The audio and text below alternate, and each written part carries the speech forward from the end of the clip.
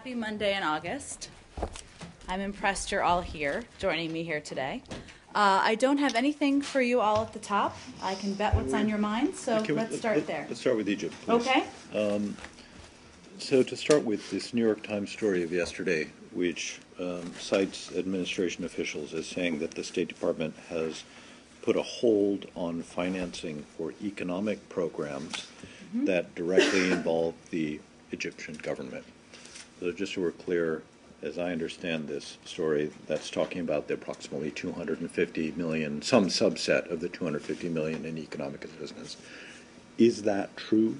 Has the State Department put a hold on financing for any of the economic assistance to Egypt? Well, thank you for your question, Arshad. To be clear, we have not made a policy decision to put a blanket hold on economic support, on the Economic Support Fund, ESF assistance. Clearly, that review is ongoing, as we've talked about in here quite a bit. That review includes military assistance, security assistance. It also includes economic assistance. But we have not made a decision to put a blanket hold. Let's drop the blanket, like Hold. minus A hold. on any of the $250 million in economic assistance. Well, as we've said from the beginning, we're going to abide by legal obligations, and we will make adjustments as needed in the future. The review is still ongoing. Let me give you just a little bit more, because I know there's been a lot of confusion on this and what applies to what. So funding that goes, broadly speaking, funding that goes to non-governmental entities in Egypt would not be affected, regardless of whether the restrictions were triggered and is being continued. Programs with the government designed to promote free and fair elections, health assistance, programs for the environment, democracy, rule of law, and good governance can also continue in cases even where a legal restriction might apply. So to the extent where there are ESF programs that would benefit the government, which is obviously a section, we are reviewing each of those programs on a case-by-case basis to identify whether we have authority to continue providing those funds or should seek to modify our activities to ensure that our actions are consistent with the law. Okay, so how much money does that represent? In terms of the programs that are specific to the government? Yes. I don't have an exact breakdown. Some of these programs are still being determined in terms of where funding will go. Ballpark? A large portion goes to non-governmental entities as well as governmental entities where it would be appropriate to continue assistance as the ones I listed. More than half goes to NGOs? I don't want to put a percentage on it, but a large majority. Well, how a large majority, so more than half. Say a large chunk.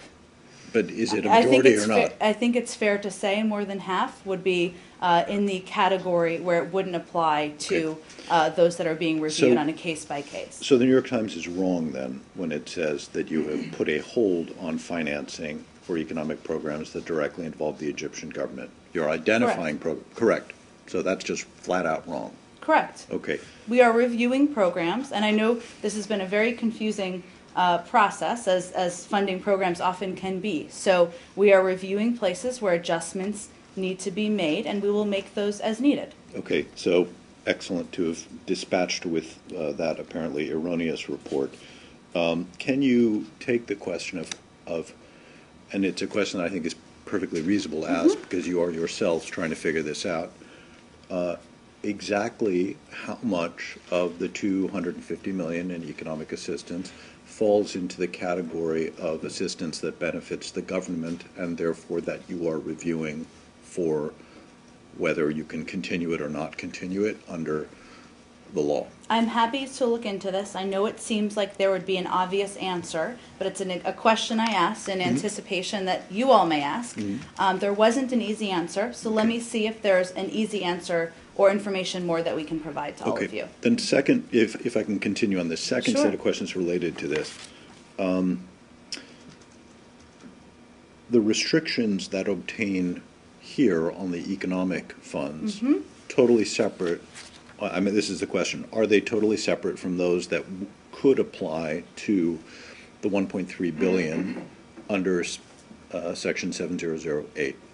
Yes? So there are separate pots right? There's economic assistance, there's security assistance. Security assistance includes FMF military assistance, which we're all familiar with. It also includes law enforcement, non-proliferation, and anti-terrorism programs. They're reviewed in the same manner, with the same restrictions. So just so I'm clear, though, does any of the 1.3 billion in military assistance fall within this review?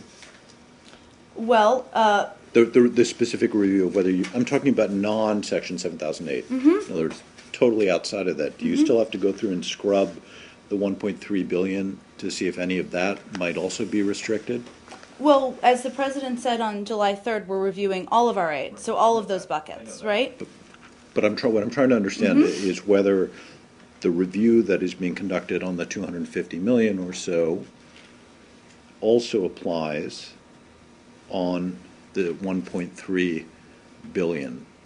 Well, they're different programs, Right, right? right. So if it were to apply, Section 7008, as you know, is a restriction on the obligation and expenditure on certain funds to the Egyptian government. And we have carefully reviewed all assistance for Egypt with that legal authority in mind. So whether it applies, we're still undergoing that review. But obviously, the review is of all the assistance. Sure. No, I'm afraid I feel like you're I may not not be understanding your question, so why don't you try it again? Okay, so leaving aside the review that is, The legal review? leaving aside the question of whether you were to choose to determine that a military coup has occurred, and therefore whether you would then be obligated to cut off the 1.3 billion, right? Are there additional regulations similar, or rules similar to the ones that are requiring you to review the 250 million in economic assistance that would apply to the 1.3 billion as well, or not? I'm not aware of any, but let me check Okay, into can that you ask- for you. okay. Yep, I'm happy to. I'm Okay, happy to. and then- Let me, can I, go ahead. Please. Well, no, go I ahead. just wanted to give, I know there's also been some confusion about the FMF funding. That was my So- next question, so go okay. ahead. Yep. So of the 1.23 billion FMF financing, so foreign military financing, allocated for Egypt in FY 2013, 650 million has been transferred to the Egypt account at the Federal Reserve Bank of New York. At no time are the funds transferred to full Egyptian control. That's standard operating procedure. After sequestration withholding, approximately 585 million remains unobligated. So that is the amount that is unobligated. Appropriated funds are obligated and expended on a rolling basis. So this isn't a FY 2013 issue. This happens in other cases as well and has happened in past years.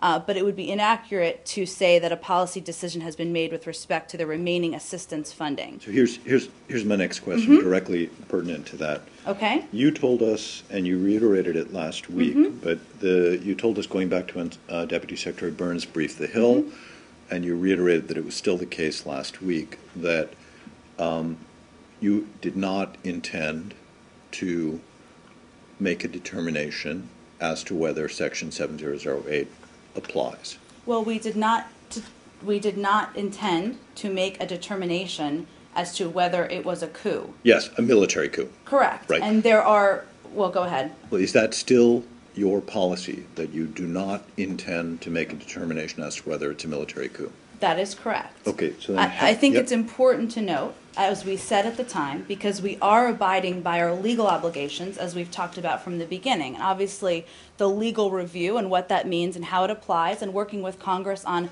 applying it, has been a multi-week process here, and it's ongoing. Right. There's also a policy review, right, as it relates to our broad relationship with Egypt. That's also ongoing, because as you know, it is not about whether a determination is made as to what our aid is. We can make other decisions related to our aid. But at the time when we said that we were not going to make a determination, and we made clear that that abided with our legal obligations, we also talked about how there are national security interests, there are interests related to regional stability, and we fully believe that Egypt can return through a rocky path to a sustainable democracy.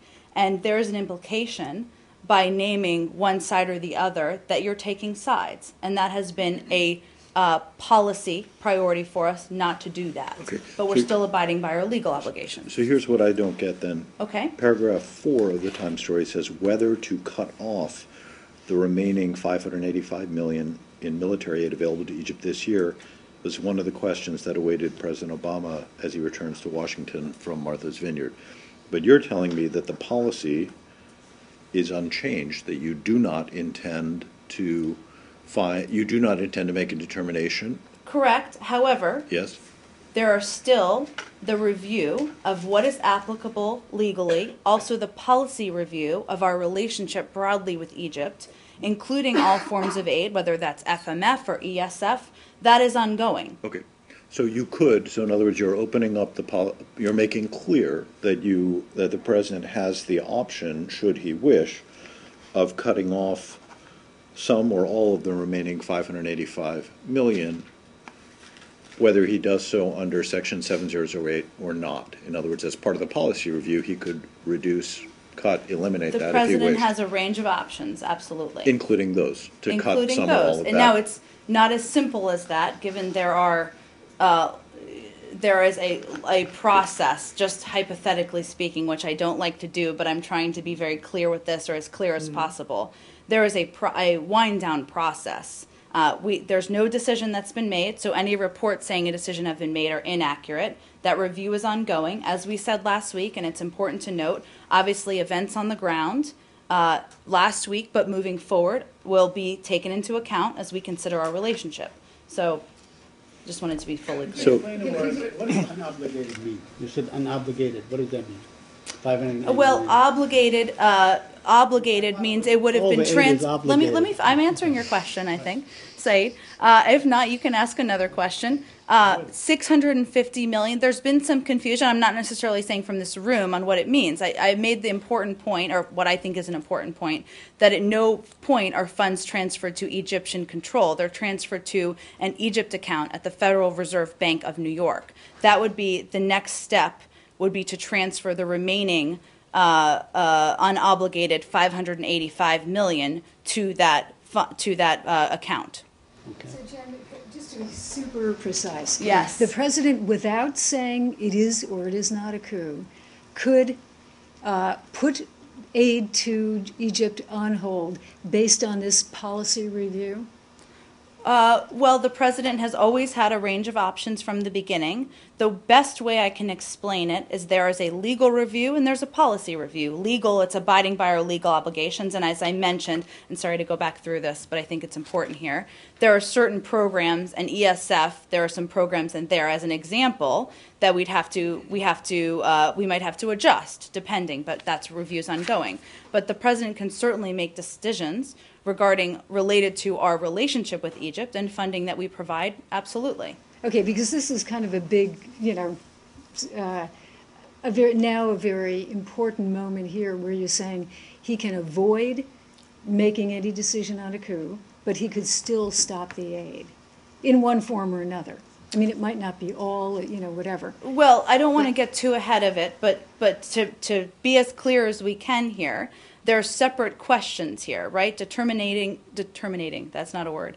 Determining whether or not it's a coup. You are very familiar with our position, as we've stated in here many, many times. But more broadly speaking, our ongoing review of our relationship, all of our programs, all of our aid, is, of course, part of our ongoing review of our own broad relationship with Egypt. Just to follow up on what I was asking, on the $1.3 billion that is actually military. Now, most of it, as I understand it, goes back towards buying, F-16s and tanks and equipment and so on and all this. Do you have a breakdown of that? That goes back to American U.S. manufacturers. Isn't that true? Well, you're right that only the defense, this is getting into the weeds, but since we're there, only the Defense Finance Accounting Service may draw on the funds held in the Egypt Federal Reserve account. In coordination with the government of Egypt, they may draw on the account for payments on contracts between defense contractors and the Department of Defense on behalf of Egypt.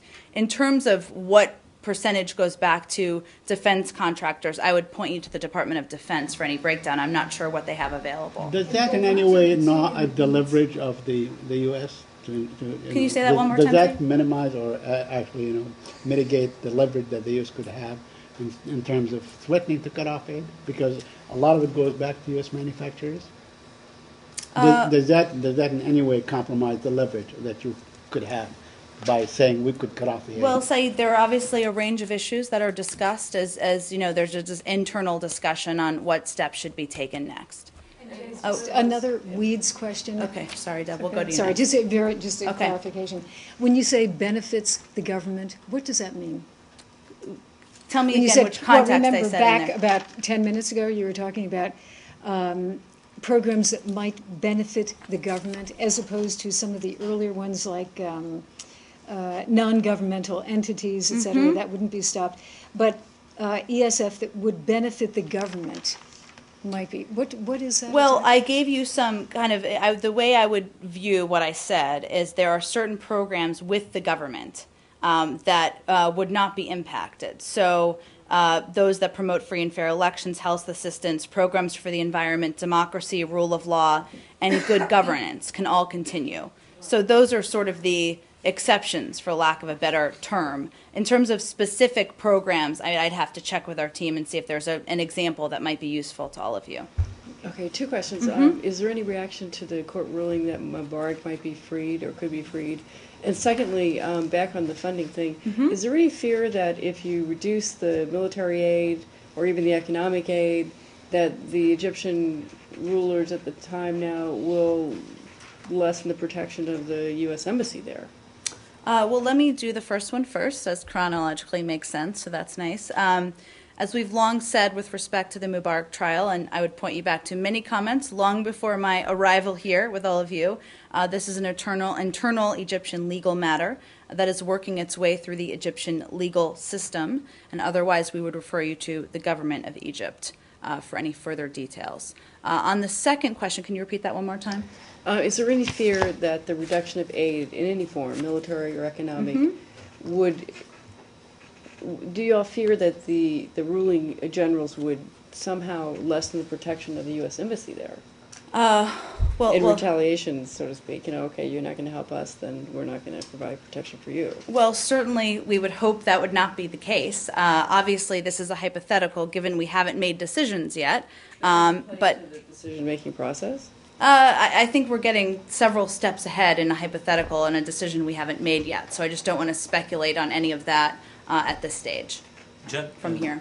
Saudi Foreign Minister Saud Faisal has said yesterday that to those who have announced they are cutting aids or their aid to Egypt or threatening to do that, we say that Arab and Muslim nations are rich and will not hesitate to help Egypt. And he expressed his concerns over the West's criticism of the Egyptian government, saying we will not achieve anything through threats. Do you think he's talking to the U.S.? Well, I can't speculate on that. Obviously, every country makes their own decision about whether they're going to continue to provide aid, what aid they will provide, and we've certainly seen that. As you know, we've worked with a range of regional partners who have supported different sides or both sides in these issues going on in Egypt, and we'll continue to do that. But we'll make our own decisions here based on our own national security interests, our own concerns about regional stability, and that review is ongoing. What do you think about Saudi's position towards what's going on in Egypt? I just don't have anything more for you on it. Every country is going to make their own decisions about aid and what they will or won't provide. Are you on the same page with them or two different pages? Well, we work closely with them, as we do with many regional partners. We share a belief that we need to return to a productive, stable path forward. And beyond that, I don't have any more for you. Yes. Can we expect a U.S. decision on cutting or not cutting the aid to Egypt in the coming weeks? Again, of course, the review is ongoing, but I wouldn't want to get ahead of and box in the president on his own decision making. Just back to the Mubarak question, how do you take the fact that Mubarak may be freed and that President Morsi faces more charges, including criminal charges, since this morning? Well, we don't conflate the two. We've been clear on what our position on Mr. Morsi is. That is the same. And beyond that, I would point you to the Egyptian government on the Mubarak case. Still in Egypt? Or? Yes, Still in Egypt? Okay, yeah, go ahead. Yep. In the determination of a coup, what part of the aid would have to be cut? In the definition of a coup? No, if a determination was made that it was a coup. Well, I'm sure I can get you the legal breakdown on the specifics of Broadly. Isn't it the Everything whole should be 1.3 billion? that. I'd have to check on it. We'll see if there's a legal breakdown for it, that on you hypothetically Broadly speaking. speaking. Just for the sake of clarity, historically, in recent years, the military portion has run at 1.3 billion. The reason that you referenced 1.23 billion for this year is because of the cuts that Sequestration were obliged withholding. under sequestration. Yeah. Super. Thank you. Exactly. Yes, please. You mentioned that there are two reviews are going separately, I assume, or maybe what you call it, parallel-wise.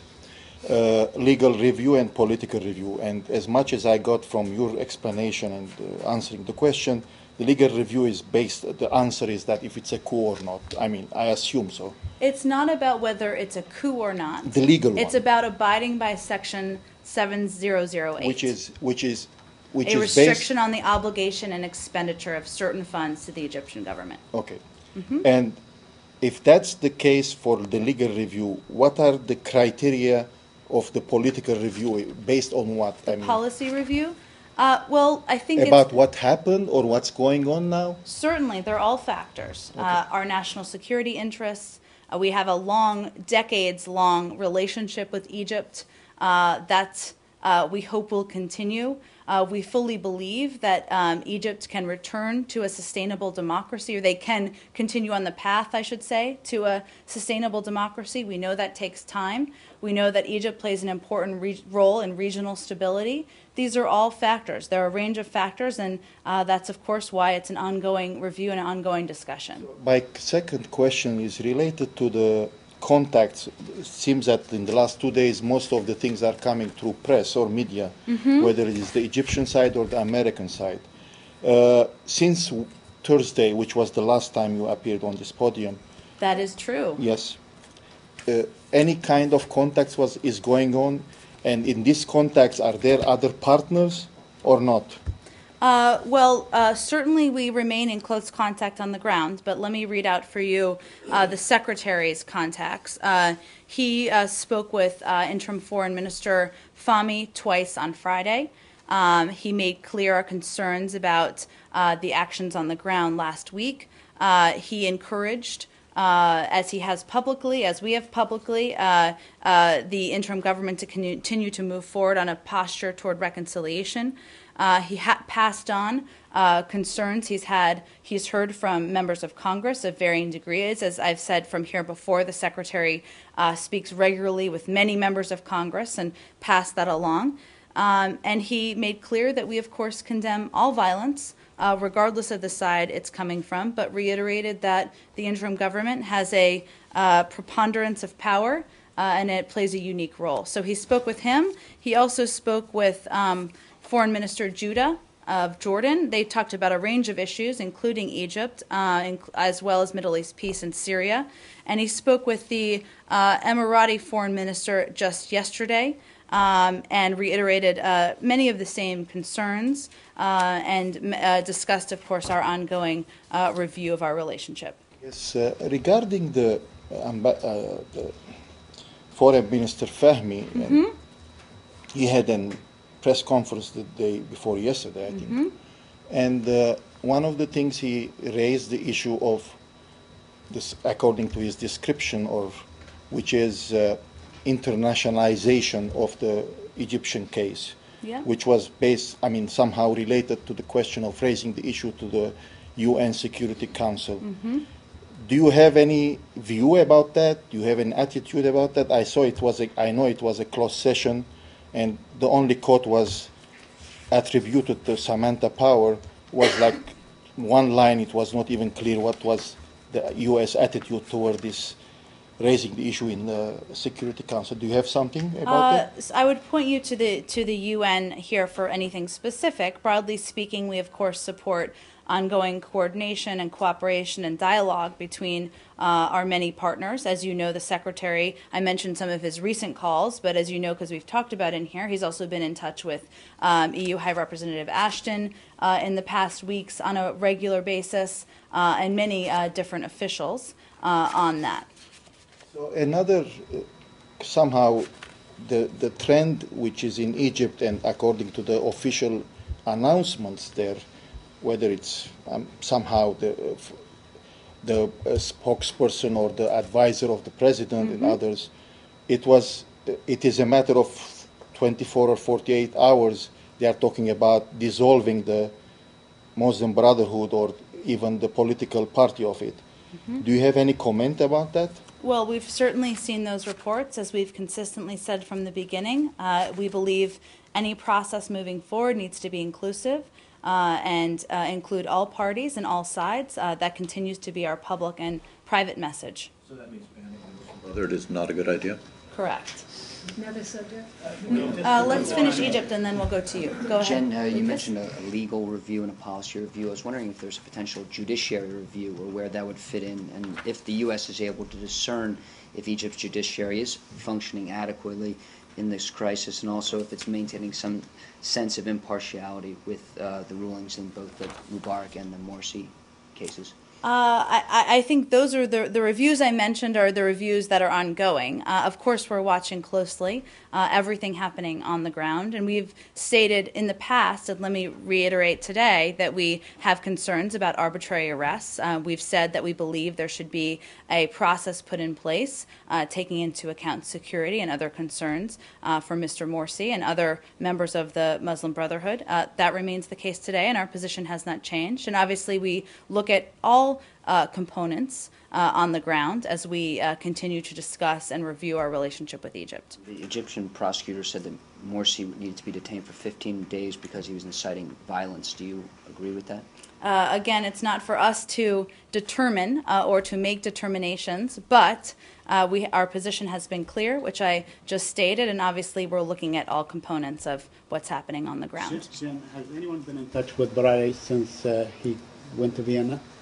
I'm sorry, the former Vice President, Mohammed Baradei. Well, with in Vienna, has anyone been in the touch Secretary, I think I spoke about this last week. I'm not sure when he arrived in Vienna, but the Secretary did speak with him a number of times last week. So who's taking the lead on this? I know that the Secretary is the top guy here, but who's taking, let's say, day-to-day events or the point From the person administration? From the administration on the Egypt thing. Well, this is an issue that we're closely focused on, and it's one that's discussed by the entire national security team. And so I would say many different players are in touch with many different counterparts, whether they're officials from other governments who have a stake in the region or whether it's Egyptian officials. And finally, I know that the book stops with the president and, looking back, and I know you don't do retrospect, but in retrospect, was it a mistake to have McCain and Lindsay at the same time as Barnes was there? And, it seems that all reports point to a close, but no cigar kind of a deal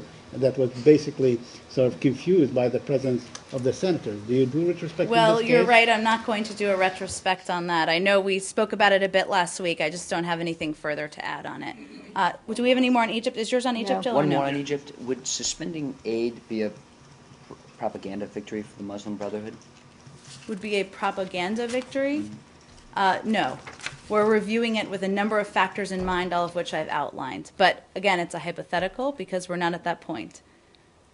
Egypt, in the back? Yeah. Jen, do you have any comments on the situation in Sinai, especially after today 24 soldiers have been killed in an attack by extremist militia?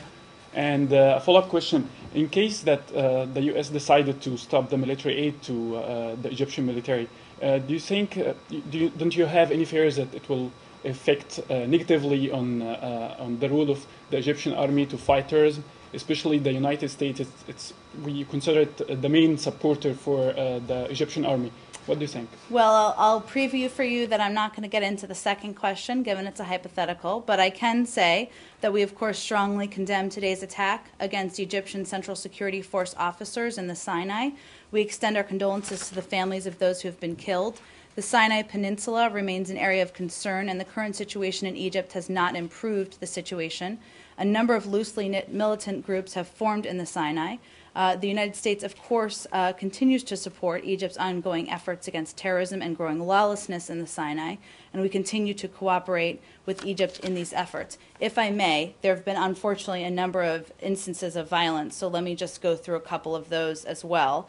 We also condemn the attacks and violence that continue to occur across Egypt, including we deplore in the strongest terms the reprehensible attacks against over 40 Coptic Christian churches and other Christian institutions, including schools, social service societies, and businesses, by extremists bent on sowing interreligious strife when the vast majority of Egyptians reject such behavior. We're also deeply troubled by the suspicious deaths of Muslim Brotherhood prisoners in a purported prison escape attempt near Cairo. We again urge all those in Egypt to refrain from violence. There's absolutely no place for such violence in Egypt. We call on all Egypt's leaders and the international community to condemn such attacks without equivocation. Why are those suspicious? Why have you judged those are suspicious? Well, there are a number of details that aren't clear, but we've, of course, seen the reports and had some questions. And have you raised it with the Egyptian authorities? I'm not sure. Well, I know the Secretary's last calls. I'm not sure. Beyond that, I know we're in touch closely on the ground. Can you check whether Sure, you've I'm raised happy that? to check and what if the so, last contacts at what have level? been. And- Absolutely. Related to this last point you made, the statement, do you still believe or consider the pro-Morsi protesters peaceful protesters or not? Well, we've consistently condemned all violence from either side in here.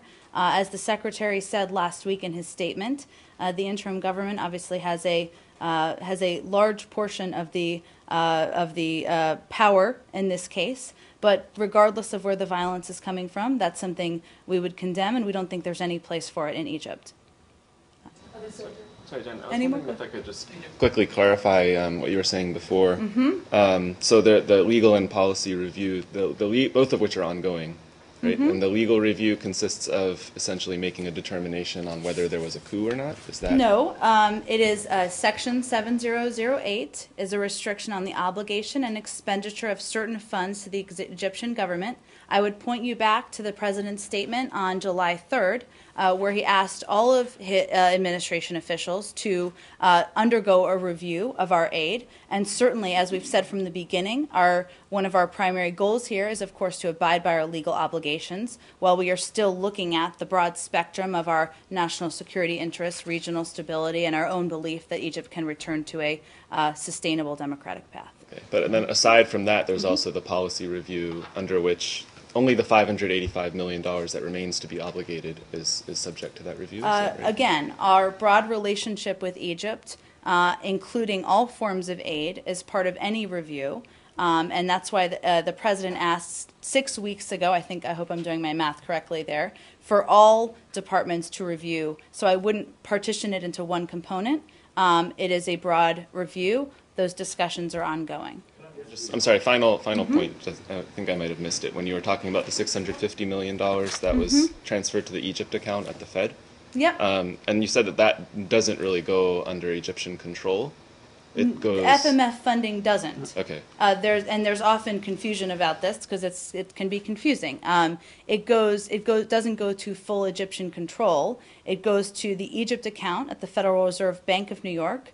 And then through the Defense Finance Accounting Service, the government of Egypt will work with that entity moving forward. So we're clear, if I understand it right, you have a veto. In other words, the Defense Financing Accounting Service, the money doesn't get dispensed unless the U.S. government agrees. No withdrawals may be made from the account without the Defense Finance Accounting Service consent. Okay, and then one other thing, I'm a little perplexed about one thing. When you talk about the legal review under 7008, but you've made your decision that you don't plan to make a determination, correct? And that has not changed. That has not changed. And are you reviewing that decision? I believe we've made a decision. Obviously, anything we can review, but there's no plans for that. To your knowledge, you're not actually reviewing the decision not to make a determination? No, and what the point I was trying to make earlier, so let me just reiterate it now, is it's important to note that when we announced we weren't making a determination, we talked about our broad national security interests. It's always been about the Egyptian people determining their path forward, and not making a determination was in part because we did not want to send a signal that we were taking sides. That's an important component of working with Egypt and working with them as they try to get on a path back to sustainable democracy. Yes, please. Just a is this still on Egypt? Yes, clarification. Okay. Are these numbers that you mentioned related to the fiscal year 2013, right? Not 14. Correct. It's FY 2013. Yes, thank you. Egypt or yes, Egypt. Egypt. Okay. Go ahead. My name is Ahmet from Hi, Turkey, Ahmet. Turkish Radio Television. Oh, nice to meet you. Turkish ambassador to Egypt, Hüseyin Avni, just is recalled to Turkey, and he has briefed the cabinet on developments in Egypt. And then the Turkish Prime Minister Erdogan kept up pressure on Egypt and calling the violence a shame for Islam and the Arab world. And he described inaction for the international community on Egypt crisis as shameful.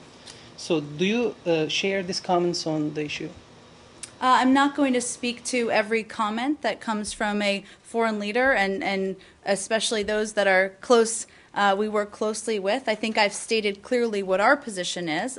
The review is ongoing, of course. We've condemned very clearly the violence that's happening on the ground. And certainly when hundreds of civilians are killed, as they were last week, it's not business as usual. You heard the Secretary say that last week, and the discussions are ongoing in the administration, but I have nothing to announce for you today. Is it Egypt? No, different. Okay, let's go to Jill. She's been patiently waiting for a new topic. Finally. Concerning Glenn Greenwald and his detention by the British authority, I'm sorry, his partner's detention, David Miranda. Did the U.S. actually request the British Home Office to do that, to detain him and to confiscate his electronic equipment? So we, of course, as you know, this was a UK law enforcement operation. We do have a close law enforcement and intelligence relationship with the UK, and we were informed in advance, but we did not ask UK authorities to undertake this operation. But isn't it correct that now the U.S. actually does have access to his laptop and mobile and all of that? I just don't have anything, any further information for you than I just portrayed. Did you suggest it? Even if you didn't ask, did you say, "Hey, this might be an idea"? I don't have any more for you than I just conveyed, Arshad. Does the United States support his detention? I don't have anything more for you than I just conveyed. In Pakistan today. Pakistan? Yes. Okay. The Prime Minister today made a major speech since his inception, and he was underlining the importance of maintaining peace in South Asia, and said that Pakistan and India should not waste their resources on fighting wars. Instead, they should fight poverty, illiteracy, and bring development to their people. Do you have any comments on that? I haven't seen that speech. I'm happy to take a look. As you know, our position remains the same, that we believe that Pakistan and India can work through any issues through dialogue, and we encourage that to, of course, continue. Especially in the backdrop of tensions that have been simmering in the disputed Kashmir region. He also said that Kashmir remains a vital, outstanding dispute which must be resolved. And our policy on Kashmir has not changed. We still believe that the pace, scope, and character of India and Pakistan's dialogue is for those two countries to determine. But do you continue to encourage both capitals to return to peace talks? We certainly continue to encourage further dialogue. Syria? The UN has announced today that more than 30,000 people or Syrian refugees have fled to Iraq from Syria in the last 5 days. Do you have any reaction, and how do you view this? Well, we of course are aware of reports that as many as 30,000 Syrians have crossed from Syria into Iraq since August 15th. We understand most of the refugees are from Aleppo, Afrin, Hasaki, and Qamishli. Reports are that the crossing, reception, and processing of the new arrivals have gone smoothly, thanks to the coordinated efforts of the UN, the International Organization for Migration, NGO partners, and local government officials. We also appreciate the efforts of the Kurdistan regional government to open the border and remain deeply grateful to Iraq and other countries in the region that are providing protection, assistance, and hospitality to the nearly 2 million refugees who have fled the violence inside Syria. Do you have anything on the resettlement of Syrian refugees in the United States? I don't have anything new for you. I think we've talked about this a little bit in the past. Let me check with our team and see where we are on that question. One more on Syria. A Russian official has talked today about a U.S.-Russian meeting next week in The Hague to cooperate or to talk about Geneva too. Do you have any announcement? Sure, I do, actually. We have long agreed with Russia that a conference in Geneva is the best vehicle for moving towards a political solution. We all agree that talks cannot become a stalling tactic, and Secretary Kerry has been very clear on this point with the Russians. As you know, Secretaries Kerry and Hagel met August 9th, so just about 10 days ago, with their Russian counterparts on a range of bilateral and global issues, including efforts to build more momentum towards Geneva. They agreed to have senior members of their teams meet to continue to make progress on Geneva planning. So Under Secretary Sherman, Ambassador Ford will meet in The Hague with their Russian counterparts to discuss this effort next week. So it's not at the level of, let's say, Secretary Kerry and Lavrov? Well, as you know, they speak on a regular basis, including just 10 days ago, and they talked about building momentum towards a Geneva conference. But these conversations, working through the logistics, have happened at this level throughout the process. So that is not in any way sort of taking the urgency out of the process? Absolutely not. I'll remind you that in the meetings that have taken place with the UN and with Russian counterparts, Under Secretary Sherman and either Ambassador Ford or Acting Assistant Secretary Jones have been typically the representatives from the United States. And at that level, will they discuss countries that may be or may not be invited?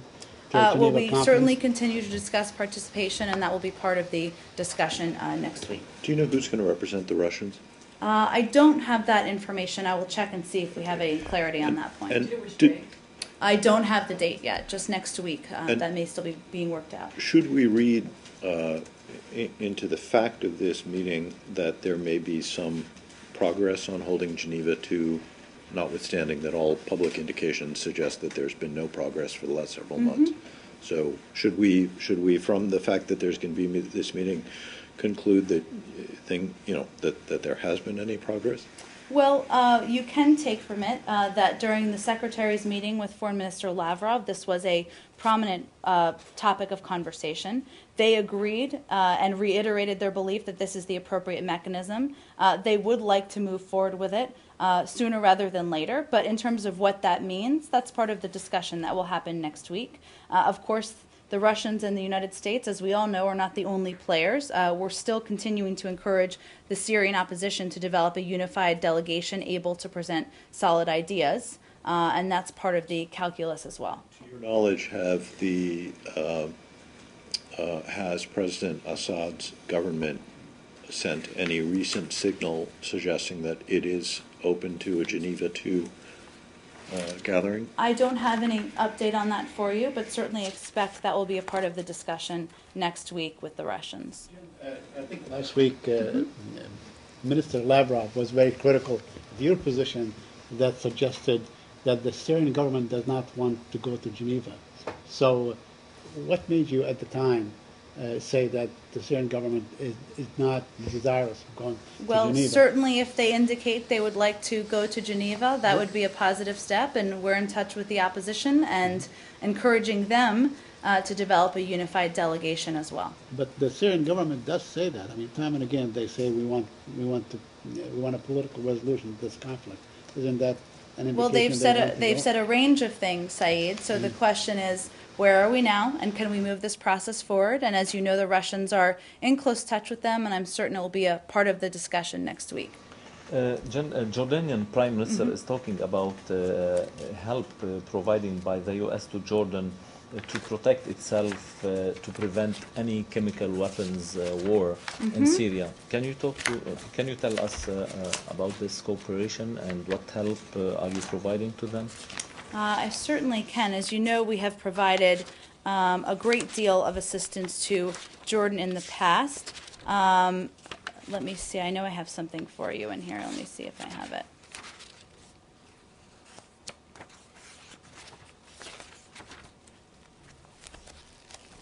Thanks for your patience.